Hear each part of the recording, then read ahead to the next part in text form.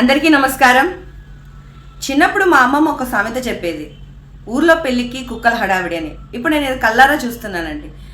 Almost అందరు guest చేసి ఉంటారు ఎందుకు ఈ మాట నేను అంటున్నాను.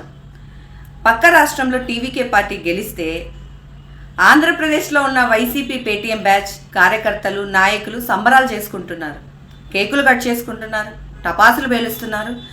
ఇదంతా ఎందుకయ్యా అని అడిగితే పక్క రాష్ట్రంలో ఉన్న టీవీకే పార్టీ మా వల్లే గెలిచింది, మేమే గెలిపించాము అంటున్నారు.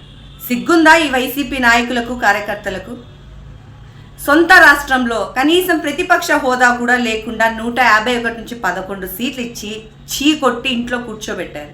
అయినా సిగ్గు లేకుండా పక్క రాష్ట్రంలో పార్టీని మేమే గెలిపించామంటూ మీడియా ముందుకొచ్చి అబద్ధాలు మాట్లాడుతున్నారు. టీవీకే పార్టీకి కొన్ని సిద్ధాంతాలు ఉన్నాయి. అక్కడ ప్రజలు ఆయన్ను మెచ్చి ఆయన నాయకత్వంలో నడవాలనుకొని ఆయన గెలిపించారు. కానీ వైసీపీ పార్టీ సిద్ధాంతం ఏంటి? అసలు వైసీపీ పార్టీ ఎక్కడ పుట్టింది?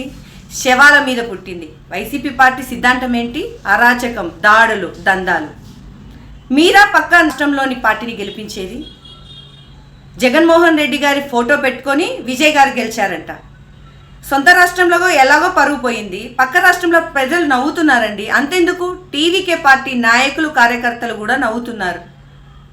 నాకు ఒక డౌట్ ఉంది, జగన్ రెడ్డి ఒక్కరే లండన్ మందులు వాడుతున్నారా, లేదా వైసీపీ నాయకులు కార్యకర్తలు ఈ పేటీఎం బ్యాచ్ మొత్తం అందరూ కూడా ఈ లండన్ మందులు వాడుతున్నారా? పిచ్చి పిచ్చి మాటలు మాట్లాడుతున్నారు, అబద్ధాలు మాట్లాడుతున్నారు. మొత్తానికైతే తమిళనాడు రాజకీయాల్లో ఒక మిరాకిల్ జరిగింది. అదేంటో చెప్పనా? రోజా అక్క ఐరన్ లెగ్ వల్ల అయితే డిఎంకే పార్టీకి దిక్కు లేకుండా పోయింది. ఇది నిజం.